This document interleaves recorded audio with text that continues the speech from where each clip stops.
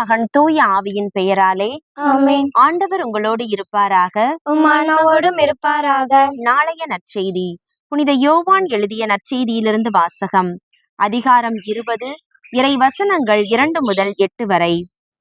வாரத்தின் முதல் நாள் அன்று மகதலா மரியா சீமோன் பேதுருவிடமும் இயேசு தனி அன்பு கொண்டிருந்த மற்ற சீடரிடமும் வந்து, ஆண்டவரை கல்லறையிலிருந்து யாரோ எடுத்துக்கொண்டு போய்விட்டனர், அவரை எங்கே வைத்தனரோ எங்களுக்கு தெரியவில்லை என்றார். இதை கேட்ட பேதுருவும் மற்ற சீடரும் கல்லறைக்கு புறப்பட்டனர்.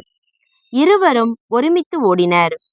மற்ற சீடர் பேதுருவை விட விரைவாக ஓடி முதலில் கல்லறையை அடைந்தார்.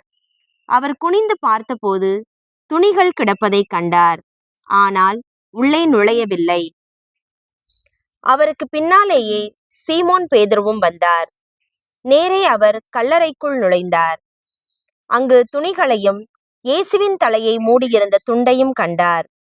அத்துண்டு மற்ற துணிகளோடு இல்லாமல் ஓரிடத்தில் தனியாக சுருட்டி வைக்கப்பட்டிருந்தது.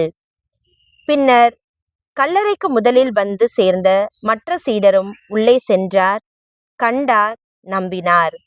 கிறிஸ்துவின் நற்செய்தி. கிறிஸ்துவே உமக்கு புகழ். தந்தை, மகன், தூய ஆவியின் பெயராலே ஆமென்.